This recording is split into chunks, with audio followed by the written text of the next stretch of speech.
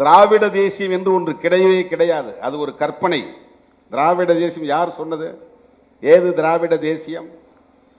இவர்களாக கற்பனை செய்து கொண்டார்கள். அனைவருக்கும் வணக்கம். நம்ம பார்க்க போகிறது என்னன்னு பார்த்தீங்கன்னாக்கா, திராவிடத்தை காக்க வந்த போர்வாள் அண்ணன் திருமாவளவன் வரலாறு தான் பார்க்க போகிறோம். அண்ணன் திருமாவளவர்கள் எதுக்கு கட்சி வச்சிருக்காங்கன்னு தெரியல. அதாவது தன்னை சார்ந்த வீசிய கட்சி சார்ந்த ஏதாச்சும் விமர்சனம் வந்தால் அந்த விமர்சனத்தை எப்படி எதிர்கொள்ளலாம், இல்லை அவருக்கு என்ன தக்கலை பதிலடி கொடுக்கலாம், தன்னை பற்றி கட்சி பற்றி இழிவாகவோ தவறான செய்திகள் வரும்போது அதற்காக தன் கட்சி பொறுப்பாளர்களோ அவராகவோ பேசுவது ஏற்புடையதாக இருக்கலாம். ஆனால் தான் தனியாக ஒரு கட்சி வைத்துக்கொண்டு கூட்டணியில் இருக்கக்கூடிய திமுகவுக்காக இவ்வளோ முட்டு கொடுத்து கொண்டிருப்பதுதான் கேள்விக்குறியாக இருக்கிறது. இதை பார்க்கின்ற மக்கள்லாம் வேடிக்கையாக இருக்கிறது. மக்களை நீங்களே பார்த்துக்கொள்ளுங்கள். இது போன்ற நடத்துகின்ற வேடிக்கையை நீங்களே பார்த்துக் கொள்ளுங்கள். திமுகவை வீழ்த்திவிட்டா திராவிடத்தை வீழ்த்திவிட முடியும் என்று நினைக்கிறார்கள். விடுதலை சிறுத்தைகள் இருக்கிற வரையில் உங்கள் கனவு பலிக்காது என்பதை சொல்லிக்கொள்ள நான் கடமைப்பட்டிருக்கிறேன். எத்தனை உயிர்களை பலி கொடுத்தேனும் திராவிட அரசியலை பாதுகாப்போம். ஏதாவது என்னன்னு கேட்டீங்கன்னாக்க, திராவிடத்தை வீழ்த்த முடியாதான். திராவிடத்தை வீழ்த்தணும்னா என்ன தாண்டி தான் வரணுமோ. எப்படி சொல்றாங்க பாத்துங்க. திராவிடத்தை வீழ்த்தணும்னாக்கா என்ன தாண்டி தான் போயாகணும். விடுதலை சிறுத்தை கட்சி இருக்கும் வரை திராவிடத்தை எந்த கொம்பனாலும் அசைக்க முடியாது. அப்படி அது இன்னொரு கருத்து சொல்றாங்க அப்படிங்க. அப்படி எத்தனை உயிர்கள் பலி கொடுத்தேனாலும் திராவிடத்தை காப்போம் அப்படின்னு சொல்லிக்கிறாங்க. அப்பனா அதாவது இந்த சமூகத்தை பறையேறின சமூகத்தை சார்ந்த இந்த வீசிய கட்சியானது அந்த தன் மக்களுக்காக கட்சி நடத்தவில்லை. இந்த மக்களுக்கு என்ன பிரச்சனை இருக்கிறது, அந்த பிரச்சனைகளுக்கு எந்த அளவுக்கு அந்த மக்கள் பாதுகாக்கப்பட வேண்டும், அவர்கள் தேவை என்ன நிறுத்தப்பட வேண்டும், அவர்கள் உறுதுணையாக இருந்து வெற்றி இருக்கிறார் என்றால் எந்த ஒரு விடயத்திலும் இல்லை. எந்த ஒரு விஷயத்திலுமே ஒரு பக்கத்தினாக இருந்து கிடையாது. எத்தனை உயிரை பலி கொடுத்தாலும் காப்பாற்றுன்றானோ அப்போ அது என்ன நோக்கம் அது? அப்போ இந்த பரியார மக்கள் அந்த வீசிய கட்சிகளுக்கு எத்தனை பேர் சேர்த்தாலும் பரவாயில்ல, திராவிடத்தை காப்புன்னு சொல்லிருக்கீங்களா? இந்த கட்சி எதுக்காக நடத்துறீங்க? கட்சி இந்த விசிய கட்சியில் சேர்ந்த நபர்களுக்காக நடத்துறீங்களா, இல்லை திராவிடத்துக்காக நடத்திக்கிட்டு இருக்கீங்களா? திராவிடம் வந்த போனவெல்லாம் ஆண்டுகிட்டு இருக்கிறதுக்கு தலைமையேற்று அதை கட்சி நடத்த நினச்சிங்க. நீங்கள் இந்த தமிழ் சமூகத்தை சேர்ந்த இதுக்காக கட்சி நடத்த சொல்கிறீங்க. நீங்கள் திராவிடத்தை தூக்கி பிடிக்கிறதுக்கு எதுக்கு நீங்கள் உங்கள் கட்சி? நீங்கள் அந்த கட்சியில் போய் இணைஞ்சிடலாமே. எதுக்கு வெளி வேஷம் போட்டுக்கிட்டு நாங்கள் இந்த தலித்த மக்களுக்கு இந்த பரியார் மக்களை தான் நான் கட்சி நடத்துகிறேன் அப்படின்னு சொல்லிக்கிட்டு ஏன் இந்த திலால வண்டியெல்லாம் பண்ணிக்கிட்டு இருக்கீங்க? நீங்கள் இப்படி சொல்கிற நீங்கள் என்ன சொல்கிறீங்க? எத்தனை உயிர் பண்ணி கொடுத்துருங்க இதான் சொல்லியிருக்கீங்க. நீங்கள் எத்தனை பலி கொடுத்து அதுக்கு தான் பலி கொடுத்தீங்களா? ஈழத்தமிழில் 1 லட்சம் பேர் கொன்றாங்களே. அப்போ என்ன சொல்லியிருக்கீங்க நீங்கள் நான் உங்களுக்கு நினைவுபடுத்த விரும்புகிறேன். 2009 முள்ளிவாய்க்கால் இனக்கொலை நடந்த நேரம் எல்லா கட்சிகளும் ஒரே அணியில் சேர்ந்து விட்டது. அந்த அணியில் இருந்த தலைவர்கள் என்னை மட்டும் தனியே வேலூரிலே அழைத்து கிட்டத்தட்ட 3/4 மணி நேரம் பிரெயின் வாஷ் மூளை செலவை செய்தார்கள். திமுக கூட்டணியில் நீங்கள் ஒருவர் தான் இருக்கிறீர்கள், நீங்கள் மட்டும் வெளியே வந்து விட்டால் போதும். இந்த தேர்தலில் தமிழ்நாட்டு மக்களின் கோபம் காங்கிரசுக்கும் திமுகவுக்கும் எதிராக இருக்கிறது. நீங்கள் மட்டும் வெளியே வந்தால் போதும், 40 இடங்களிலும் அவர்களை வீழ்த்த முடியும். இந்த முறை திமுகவை வீழ்த்தினால் அடுத்தடுத்து வருகிற தேர்தல்களில் அதிமுகவை வீழ்த்திவிட முடியும் என்றெல்லாம் என்னிடத்திலே பேசினார்கள். நான் அப்போது தனி ஒரு ஆளாக அவர்களிடத்திலே சிக்கிக் கொண்டேன். அந்த நேரத்தில் நான் சொன்னேன், எங்கள் கட்சியின் மூத்த தலைவர்களோடு முன்னணி பொறுப்பாளர்களோடு கலந்து பேசி நான் முடிவு சொல்கிறேன் என்று அவர்களிடமிருந்து நான் அழுவி வெளியே வந்தேன். வந்த பிறகுதான் கலைஞர் அவர்களோடு நாங்கள் மீண்டும் அந்த கூட்டணியை உறுதி செய்தோம். அப்போது திமுக கூட்டணியில் இடம்பெற்றிருந்த கட்சிகள் 3 தான். ஒன்று திமுக, இன்னொன்று காங்கிரஸ், இன்னொன்று விசிக. 3 கட்சிகள் தான். எல்லா கட்சிகளும் அதிமுக அணிக்கு போய்விட்டது. அப்போது திமுக காங்கிரசுக்கு எதிராக மிகப்பெரிய கிளர்ச்சி இந்த மண்ணில் நடந்து கொண்டிருந்தது. கடுமையான விமர்சனங்கள் எழுந்தன. ஒட்டுமொத்த ஈழத்தமிழர்களின் படுகொலைக்கு திமுகவும் காங்கிரசும் தான் காரணம், அவர்களை வீழ்த்த வேண்டும், துணை போன திமுக விடுதலை சிறுத்தைகளையும் வீழ்த்த வேண்டும் என்று பிரச்சாரம் செய்யப்பட்டது. அப்படிப்பட்ட அந்த நேரத்தில் திமுக காங்கிரசோடு துணை இருந்த ஒரே கட்சி விடுதலை சிறுத்தைகள் கட்சி. அப்படிப்பட்ட நேரத்தில், அவ்வளவு கடுமையான விமர்சனங்கள் இருந்த நேரத்தில், எதிர்ப்பு இருந்த நேரத்தில் 28 இடங்களில் திராவிட முன்னேற்ற கழக கூட்டணி வெற்றி பெற்றது. திமுக கூட்டணியில் இடம்பெற்ற விசிகாவின் வாக்கு வங்கி எவ்வளவு வலிமையானது என்பதை 2009 நாம் நிரூபித்து காட்டினோம். இப்ப இத்தனை பேர் கொண்டிருக்காங்க. இப்ப கட்சியில அணுகுனாங்க. நீங்க அந்த திமுக கூட்டணியில நீங்க தான் இருக்கிறீங்க, நீங்க காங்கிரஸ் நீங்க மட்டும் விலகி விட்டா என்றால் திமுக வச்சு தூக்கடிச்சிடலாம், வர அடுத்தடுத்த காலகட்டத்திலே அண்ணாத விஷயம் வீழ்த்திடலாம் அப்படின்னு பேசினாங்க. நான் கையை நழுவி விட்டு வெளியே வந்துட்டேன் அப்படின்னு சொல்றீங்க. அவளுக்கு எவ்வளவு கேவலமான செயலா இருக்குது. அப்ப அது பிறகு சொல்றீங்க நீங்க திருப்பி அதே கொண்டு திமுகவோட இணைஞ்சி நாங்கள் 30 இடங்களில் வெற்றி பெற்றோம். அப்படி சொல்கிறீங்க. இது எப்படி அதாவது இத்தனை லட்சம் மக்களை கொன்ற பிறகும் அந்த கட்சியில் தான் நான் இருப்பேன், உறுதுணையாக இருப்பேன் அப்படின்னு நீங்கள் சொல்கிறது வந்து எப்படி வெக்கக்கடான செயலாக பாருங்கள். எத்தனை பேர் செத்தாலும் பரவாயில்ல, நாங்கள் திமுக மட்டும் கொடுப்போம்னு சொல்லிட்டு இருக்கீங்க. இதே காலகட்டத்தில் நீங்கள் மற்றொன்று சொல்லியிருக்கீங்க. நீங்கள் என்ன சொல்லியிருக்கீங்க கேட்டீங்கன்னாக்கா, இப்போ சமீபத்தில் என்ன சொல்கிறீங்க, போகிறவங்களாம் முதலமைச்சராக ஆசைப்படுறாங்க, திமுக இருக்க வரான் விடுதலை சித்த இருக்கிற வரையும் எந்த கும்பனாலும் திமுக வீழ்த்த முடியாதுன்றீங்க. யாரே விஜயை பற்றி சொல்லிருக்கிறீங்க. நேற்று வந்தவங்களாம் சிஎம் ஆகும் நேராக வந்துடுறோம் அப்படி சொல்கிறீங்க. சரி, இன்னொன்று மற்றொன்று என்ன சொல்கிறீங்க, இல்லை தமிழ் தேசம் போலி தேசம் பேசிக்கிட்டு இருக்காங்க. திராவிடத்தை அழிப்போம் என்கிறது போலி தமிழ் தேசிய கும்பல்.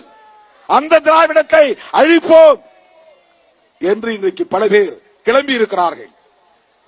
திருமாவளவனை தாண்டி, சிறுத்தைகளை தாண்டி ஒருவனும் அடியெடுத்து வைக்க முடியாது தமிழக அரசியல் களத்தில். திராவிட முன்னேற்ற கழகம் இந்த திராவிட அரசியலை காப்பாற்றுகிறதோ இல்லையோ, விடுதலை சிறுத்தைகள் காப்பாற்றுவோம். அது எங்களுக்கான வரலாற்று கடமை, அது எங்களுக்கான அரசியல் கடமை. எவ்வளவு ஒரு அப்பட்டமான செயலை செய்து கொண்டிருக்க போறீங்க.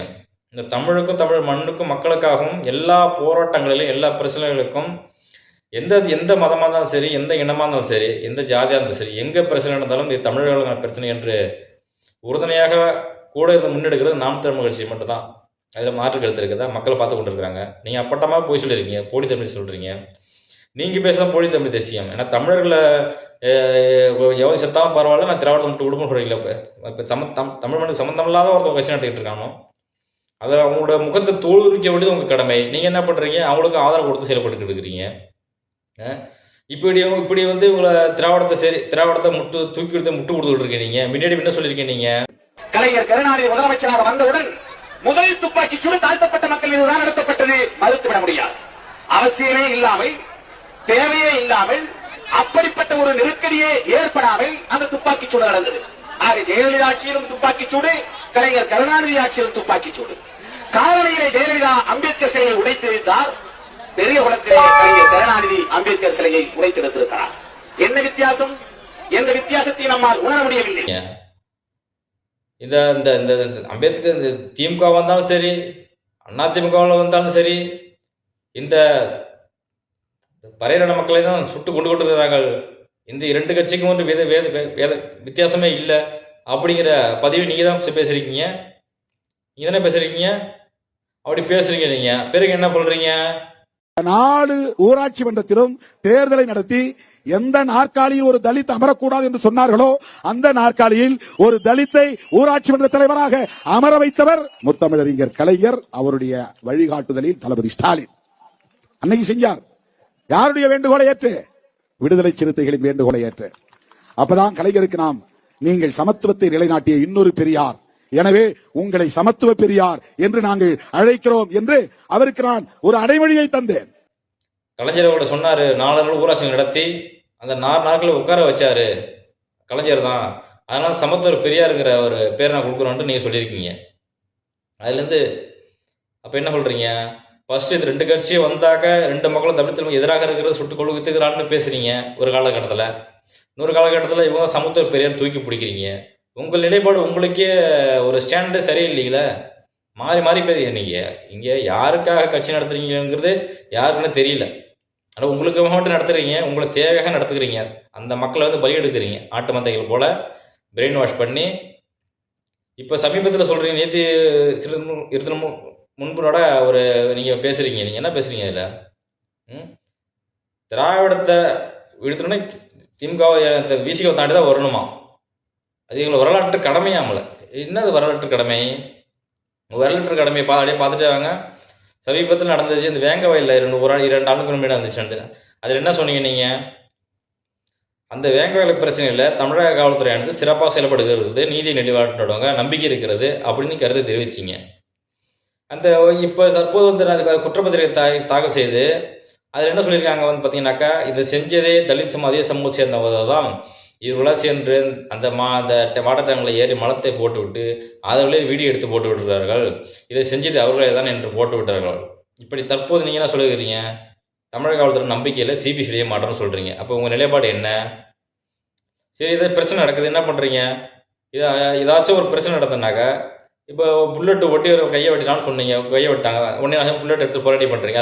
அதை புரட்சி அவங்களுக்கு நடந்த ஊரில் எந்த இடத்துல பிரச்சனை அங்கே போய் இறங்கி களத்தில் என்ன பிரச்சனை யார் நடந்து சம்மந்தப்பட்டவர்கள தூக்கி வச்சு அரெஸ்ட் பண்ணணும், தண்டனை கொடுக்கணும், போராடணும். இனிமேல் பிரச்சனை வராமல் இருக்க அதுக்கு அழுத்தம் கொடுக்கணும். நீ அரசியல் சப்போர்ட் இருக்கீங்கன்னாக்கா அதை நடத்தணும். ஆளும் அரசோட சப்போர்ட் இருக்கீங்கன்னா நடத்தணும். அதோட போராட்டம் பண்ணிட்டுறீங்க, ஒரு வேடிக்கை நாடகம் போடுறீங்க. இதே பல்லாண்டு காலமாக என்ன பண்ணிட்டு இருக்கீங்க நீங்கள் உங்களோட செயல்பாடை பார்த்து மக்களே விலகி வந்துடுறாங்க. அதாவது இப்போ ஒன்று வன்னியர் 35 பறையார் 35 சொல்லிட்டு இருக்காங்க. ஆனால் அந்த வாக்குறுதி உங்கள்கிட்ட இருக்குதா? இல்லையே. எப்படி நிரூபிக்க முடியும்? இல்லையே. இப்போ நீங்கள் மக்கள் நல கூட்டணி வச்சிருந்தீங்க. வச்சிருந்தா எத்தனை வாக்கு வந்துச்சு உங்களுக்கு? 10-12 வருஷம் தான் வந்துச்சு. அப்போ உங்களுக்கான வாக்கு என்ன இருக்குது? அப்போ 4 கட்சி சேர்ந்து நடத்துனீங்க. வைகோ அவர்கள், நீங்கள், விசிகே, விஜயகாந்த் 3 பேர் சேர்ந்து நடத்துனீங்க. இன்னொருத்தவங்க நடத்துனாங்க சேர்ந்து உடனே நான் பார்த்தாங்க. இன்னொரு கட்சி சேர்ந்து ஒரு 4 கட்சி சேர்ந்து நடத்துனீங்க. 10-12 2 வருஷம் ஒரு 2 வாக்கு வந்திருக்கு. அப்போ உங்களுக்கு வாக்கு இல்லது உங்களுக்கே முடி தெரிகிறது. அதுக்காக தான் கூட்டணி ஒட்டி கொண்டு திமுகவோட ஒட்டி கொண்டு இருக்கிறீர்கள். அவங்கள்ட்ட ஒரு கட்சியும் கிட்ட தனியாக போனால் கதை முடிஞ்சிடும். இதை வச்சு யாரோ உழைப்பை போட்டாங்கன்னா அது பேரை போட்டு பார்க்குறோம். அதேமாதிரி திமுக ஓட்ட வந்து தனக்காக ஓட்ட வந்து பெரிய பீத்தி கொள்வது. அப்படி தான் பீத்து கொண்டிருக்கு. இப்போ 1000 அரசு அங்கீகாரம் பெற்றது பார்த்தீங்களா? மாநில கட்சி அங்கீகாரம் பெற்றது பீத்துறீங்க. 10 கட்சியோட கூட்டணி வச்சு அதில் 10% பெருமையாக கொண்டாடுகிறீர்கள். நாம் தமிழ் கட்சி தான் உண்மையான நேர்மையான வாக்குகள் பெற்று, அதுவும் தனித்தன்மை பெற்று நாம் தமிழ் கட்சின்னு போட்ட வாக்கள் அவங்க தான் அங்கீகாரம் மட்டும் கொண்டாடக்கூடியவர்கள். அவர்கள் எதுவும் கொண்டாடக்கூடவில்லை. அது மக்கள் கொடுத்த அங்கீகாரம்னு போயிட்டாங்க. அதை ஒரு வேடிக்கையாக போட்டு அங்கேயும் கூட்டத்தை போட்டு வித்தக்காட்டுக்கு எடுக்கிறீங்க. நீங்கள் எதுக்கு அரசியல் நடத்துறீங்க? மக்களுக்கு ஏமாற்றப்படுகிறது தான். தலித்து மக்களை ஏமாற்றி நீங்கள் வாழ்வதற்கும் சீமானவர்கள் பஞ்சம் நடத்தி மீறணும் ஒரு போராட்டம் நடத்தி வெற்றி கிடைத்தாங்க. அதுக்காக நீங்கள் ஏதாச்சும் முன்னெடுத்துருக்கீங்களா? இந்த பறையர் சமூகத்தை பெரும்பாலான இளங்க இந்த பஞ்சமில்ல சொல்கிறாங்க. அதற்கு நாம் தமிழ் கட்சி போராட்டம் முன்னெடுத்து நீங்கள் இது வரைக்கும் இத்தனை வருஷம் அதில் அதுக்கு மீட்டு கொடுக்கணும்னு நீ போராட்டம் பண்ணுறீங்களா? அது ஆள அரசு தான் திமுக அரசு தான் பெரும்பான்மை ஆட்டை போட்டுருக்கு சொல்கிறாங்க. அதில் உங்கள் பேரும் இடம் பெற்றிருக்கு சொல்கிறாங்க. நீங்களும் சேர்ந்து ஆளா போட்டிருக்குன்னு ஏற்போட்டு மூர்த்தி அண்ணனும் சொல்லியிருக்கிறார். அதில் உங்கள் கருத்து என்ன? அப்போ நீங்களும் சேர்ந்து கூட்டுக்கலான பற்றிக்கிட்டு இந்த மக்களை ஏமாட்டிக்கிட்டு இருக்கீங்க, நாடகம் போடுறீங்க, இந்த மக்களுக்கு இருக்க மாதிரி போடுறீங்க. இப்போ அந்த அதாவது கிராமத்தில் விழுப்புரம் மாவட்டத்தில் வந்து திரௌபதி அம்மன் கோயில் மூடப்பட்டது. இது மூடப்பட்டது பின்னாடி என்ன அரசியல்? அதிலே ஆதாயம் இடத்துல நீங்கள் முயற்படுறீங்க. நீ கோயிலுக்கு எத்தனையோ எங்கெங்கேயோ கோயில் இருக்குது. கோயில் கூட நம்ம கும்பிட்டுட்டு வந்துகிட்டே இருப்போம். ஆனால் நான் கோயிலில் போவேன், என்ன பண்ணுறேன் நான் பாருட்டு உள்ளே போய் வீடியோ எடுத்து நான் போட்டிருக்கேன் பாரு. போயிட்டு நம்ம என்ன பண்ணீங்க? அது ஒரு வீடியோ பிறக்கும் போது அது பெரிய அது ஒரு கலவரமாக ஆகிறது. அதே இடத்துல ஊர் மத்தியில் 10 பேரை வச்சு அந்த பையனை செருப்போட்டு அடிக்கும் போது பெரிய பிரச்சனையாகுது. கோயில் மூடப்படுகிறது. இந்த கோயில் மூடப்படுது என்ன? மூடப்பட்டுச்சு ஒரு இடங்கள் இருக்குது. இப்போ 2 ஆண்டுகளை கிட்ட கடந்து விட்டது சொல்கிறீங்க. அப்போ அந்த இடம் என்ன பண்ணுறீங்க? ஆதாயத்தை தேடி இருக்கீங்க. எப்படி ஆதாயம் தேடுனா திமுக ஆதாயம் தேடுது, நீங்களும் ஆதாயம் தேடுறீங்க, வன்னியருக்கும் ஆதாயம் தேடுறீங்க. ஆனால் அது வன்னியருக்கு என்பதை விட நீங்கள் தான் ஃபஸ்ட்டு உள்ளே போயிட்டு வீடியோ அந்த பையன் போயிருக்கான். அப்போ நீங்கள் தான் காரணமாக வச்சுருக்கீங்க. இப்போ 3 பேருக்கும் ஆதாயமாக போயிடுச்சு. இப்போ என்ன பண்ணுவாங்க? பறையர் வண்டியை 2 மக்கள் கூட வெறுப்பு உண்டாகும். அவன் தனியாக ஒரு கூட்டமாக ஒருத்தர் கூட்டமாக சேருவான். அப்போ பிரியும் ஏன் நானாக பிரிஞ்சுக்கும். அப்போ திமுக இதை பயன்படுத்தி கொள்கிறது. நம்ம சார்ந்த கூட்டணியில் இருக்கக்கூடிய விசி கட்சியானது நமக்கு கூட்டணி இருக்கும்போது வெற்றி வரும்போது இந்த மக்கள் நமக்கு கொண்டு சேருவாங்க அப்படிங்கிற கையை அவர் பயன்படுத்தி கொண்டுருது. சரி, இது ஒரு பக்கம் இருக்கட்டும். இப்போ சீமானவர்கள் என்ன இருப்பது? ஆலை நுழைவு போகிற நடத்த போகிறோம் என்று ஒரு அறிக்கை விடுத்திருக்கிறார். சரிங்களா? அந்த அறிக்கை விட்டதுக்கு பிறகு தான் அதாவது திமுகவை சேர்ந்த சேகர்பாபு அவர்கள் அறநிலையத்துறை சொல்லியிருக்காங்க. என்ன சொல்லியிருக்காங்கன்னு பார்த்தீங்கன்னாக்கா, நீங்கள் கூறிய அந்த திரௌபதி அம்மன் திருக்கோயிலை வைத்து சிலர் அரசியல் செய்யலாம் நினைத்து கொண்டிருக்கின்றார்கள். அந்த திருக்கோயிலுடைய பூஜை முறைகள் அன்றாடம் நடைபெறுவதற்குண்டான அனைத்து முயற்சிகளையும் மேற்கொண்டு வருகின்றோம்.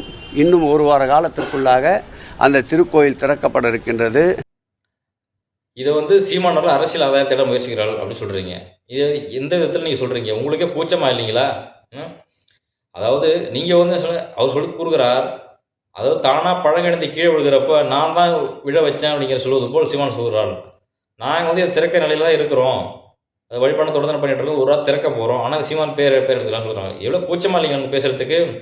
அப்படிப்பட்டவர்கள் என்று சொன்னால் அந்த சீமானவர்கள் போராட்டம் எடுக்கிறதுக்கு முன்பாகவே நீங்கள் எடுத்திருந்து திறந்திருந்தீர்கள் என்றால் அது உங்கள் சரியான போக்காக இருந்திருக்கும். இது போன்று மக்களுக்கான பிரச்சனைகளை இப்போ கல்குவாரி மணல் பிரச்சனை தடுங்க, அது பாதிப்பு தான். மலையை சுரண்டுறாங்க, ஆத்தமலா கொள்ளடிக்கிறாங்க, கொலை நடக்குது, கூட்டம் வழிப்பறி நடக்குது, ஏராளமாக சட்ட ஒழுங்கு பிரச்சனை நடக்கிறது. அது எல்லாம் முன்னெடுத்து நீங்களே தடுத்து நிறுத்தி சரியான சிறப்பான ஆட்சி கொடுத்தீங்கன்னா மக்கள் உங்களை போட்டுருவாருங்கள். அதெல்லாம் போட்ட மாட்டீங்களே. இப்போ யாராச்சும் ஒருத்தர் பிரச்சனை கையில் எடுத்து அதை முன்னெடுக்கும் போது நாங்கள் தான் எடுத்தோம், நாங்கள் சரி பண்ணலான்னு இருந்தோம், அது பொய்ய சொல்கிறாள்னு சொல்கிறீங்க. உண்மையிலேயே ஒரு சம்பவம் உண்மையாக எங்கேயாவது பல இடத்துல பல சம்பவங்களோ, திருட்டு சம்பவங்களோ, பல கொள்ளை சம்பவங்களோ நடந்திருந்தால் கூட எதிர்கட்சிகளோ பிற கட்சிகளோ சொல்லி கட்டினா கூட அப்படி ஒரு சம்பவமே நடக்கவில்லை. ஏன்னா சமீபத்தில் கூட திருநெல்வேலி மாவட்டத்தில் எந்த கொலை குற்றமே நடக்கலையாம். சபாநாயகரை அப்பா சொல்லியிருக்காங்க. அப்போ எவ்வளோ அப்பட்டமாக தெரிவிக்குது பாருங்கள், எவ்வளோ தினத்தந்து கொள்ளைகள். இப்போ விவோ பார்த்தீங்கன்னா இன்றைய பார்த்தீங்கன்னா கூட விவோக்குள்ள லஞ்சம் வாங்கிட்டாங்கன்ட்டு பட்டா மாற்றத்தில் பணம் வாங்கிட்டாங்கன்னு சொல்லிட்டு அரெஸ்ட் பண்ணுறீங்க. அவங்கள அரெஸ்ட் பண்ணணும். லஞ்சம் வாங்க யாராக இருந்தாலும் அரெஸ்ட் பண்ண தப்பு கிடையாது. அதுக்கு முன்னாடி இந்த எம்எல்ஏ எம்பிலாம் 10,000 கூட கொள்ளடிச்சிருக்கு பார்த்தீங்களா, பல கணக்கில் கோடி கணக்கில் மக்களோட காசோட. முதல்ல உங்களை தான் பிடிச்சி உள்ளே போடணும். அதாவது ஆட்சி சரியாக இருப்பதை காட்டிப்பதற்காக இந்த சிறு சிறு தொகையில் லஞ்சம் அவங்கள பிடிச்சி வெளிப்படுத்த பிடிச்சி அவங்கள போட்டு நாங்கள் சட்டம் சரியாகிறது, நீதி ஊழல் லஞ்சம் ஆட்சி நடக்கும் போது பிம்பத்தை காமிச்சிட்டு இவங்க 10,000 கூட கொள்ளடிச்சு சொகுசாக வந்துகிட்டு இருப்பாங்க. ஆனால் முதல்ல செய்ய வேண்டியது அவங்கள தான் கொள்ளடிக்கணும். அமைச்சர் எம்எல்ஏ எம்பிலாம் இருக்காங்களா பார்த்தீங்களா, அவங்க தான் 10,000 கோடி சொத்து ஆட்டையை போடுற மக்கள் காசு. அதை முதல்ல கைது பண்ணுங்க, தூக்கி உள்ளே போடுங்க. அதை விட்டுட்டுறீங்க. இந்த ஏமாற்று நாடகம் பாடுறாங்க பார்த்தீங்களா, அது விசிக்கு ஆனது ஏமாற்று வேலை தான் பண்ணிட்டு, உருட்டுகள் வேலை தான் பண்ணிக்கிட்டு கொண்டு இருக்குது. இது கூட்டணி அதாவது திமுகங்கிற கட்சி இருக்கு பார்த்தீங்களா, அந்த கட்சியில் உள்ளவங்க கூட இந்த பேச மாட்டாங்க. இந்த கட்சிக்காரன் பேசலாம், என் கட்சி எப்படி பேசலாம், அவங்க பேசலாம். ஆனால் நீ ஒரு 100 கட்சியை வச்சு நடத்திக்கிட்டு இருக்க, நீங்கள் அந்த கட்சிக்கு முட்டு கொடுத்துக்கிட்டு நாங்கள் எந்த தாண்டி தான் போகணும்னு சொல்கிறது இவ்வளோ வெக்கக்கேடான செயலாக இருக்கிறது என்பது அந்த சமூக மக்கள் வீசிக்க அந்த தொண்டர்களாக நீங்கள் புரிந்து கொள்ள வேண்டிய கட்டாயம் இருக்குது. அதை இனியும் விருந்தாவிட்டால் அவர்கள் ஒருபோது உங்களுக்காக நிற்க போகிறது கிடையாது. சும்மா உங்களை வாக்கு ஆதாயத்தில் மட்டும் உங்களை ஒன்று சேர்த்து கொண்டு அவர் கமிஷன் வாங்கி கொண்டு பல அடுகள் ஒத்துக்கொண்டு அவர் சொத்துக்களை காத்துக்கொண்டு அதே நியூஸ் வருகிறது. 3000 கோடி கூட சொத்து இருக்கு நியூஸ் வருகிறது. அப்படி என்று சொன்னால் இவர் யாருக்கான கட்சி நடத்தி கொண்டார்? எங்கே இந்த தமிழ்நாடு எங்கெங்கே தலித்த மக்களுக்கு பரிகாரமாக ஏகப்பட்ட பிரச்சனை நடக்குது, கொலைகள் நடக்கிறது, ஏன் நடக்கிறது? எங்கேயாச்சும் இவர் நின்று அதை பிரச்சனை தீர்த்துருக்காரா? இல்லை. சும்மா ஒத்து ஊதுவாங்க, நாங்கள் தோழ சுட்டுதல்லும்பாங்க. சரி, கூட்டணியில் இருக்கிறீங்க, பணிவாக பேசுங்க, தப்பு கிடையாது. ஆனால் அதுக்கு தீர்வு என்ன கொடுத்துறீங்க? தீர்வு ஒன்றுமே கிடையாது. சும்மா அடிக்கடி அங்கே மேடை போட்டு தான் மக்களை கூட்டத்தை காசு கொடுக்குறாங்க, மேடை போட்டு கத்துறீங்க, பேசுறீங்க, மக்களை கௌரவத்துக்காக பேசுறீங்க.